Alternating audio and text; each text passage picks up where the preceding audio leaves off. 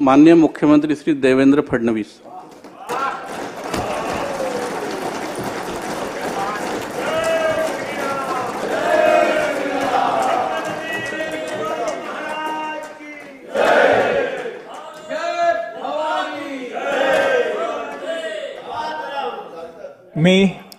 मी देवेंद्र सरिता गंगाधरराव फडणवीस ईश्वर साक्ष शपथ घेतो की कायद्याद्वारे स्थापित झाले आहे अशा भारतीय संविधानाप्रती मी खरी श्रद्धा व निष्ठा बाळगेन।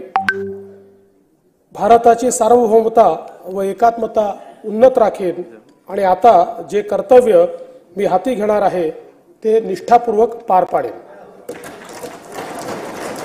माननीय उपमुख्यमंत्री श्री एकनाथ शिंदे।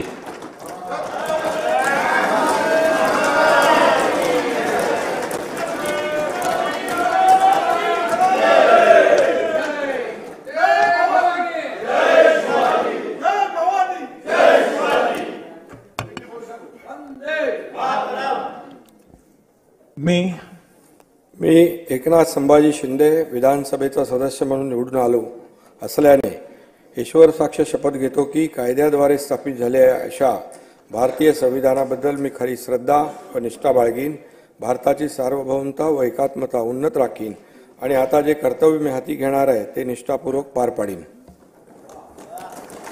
माननीय उपमुख्यमंत्री श्री अजित पवार।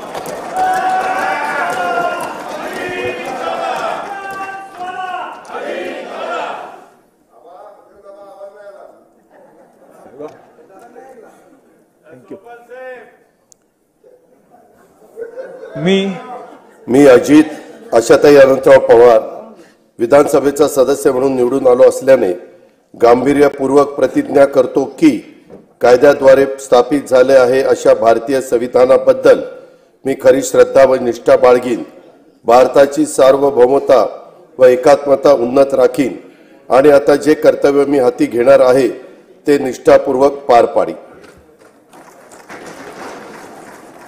श्री दिलीप वळसे पाटील।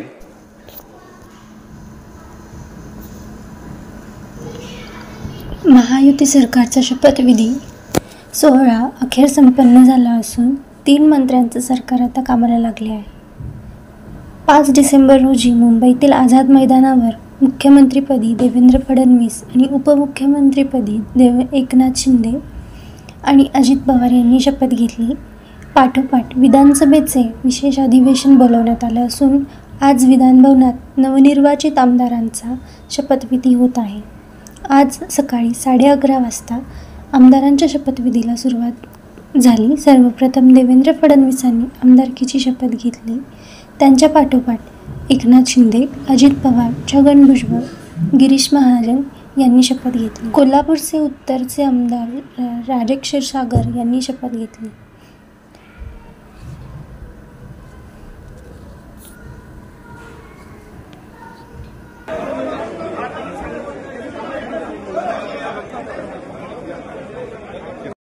मी महाराष्ट्राचं आराध्य दैवत आई तुळजाभवानी, छत्रपती शिवाजी महाराज, छत्रपती शाहू महाराज, वंदनीय हिंदुहृदय सम्राट शिवसेना प्रमुख श्रीमान बाळासाहेब ठाकरे, धर्मवीर आनंदगे साहेब यांना वंदन करून शिवसेनेचे मुख्य नेते आणि या राज्याचे उपमुख्यमंत्री सन्माननीय नामदार एकनाथ शिंदे साहेब, शिवसेनेचे संसदीय गटनेते खासदार डॉक्टर श्रीकांत शिंदे यांना अभिवादन करून मी राजेश मालन विनायकराव क्षीरसागर विधानसभेचा सदस्य म्हणून निवडून आलो असल्याने ईश्वर साक्ष शपथ घेतो की कायद्याद्वारे स्थापित झाले अशा भारतीय संविधानाबद्दल मी खरी श्रद्धा व निष्ठा बाळगीन, भारताची सार्वभौमता व एकात्मता उन्नत राखीन आणि आता जे कर्तव्य मी हाती घेणार आहे ते निष्ठापूर्वक पार पाडीन। धन्यवाद।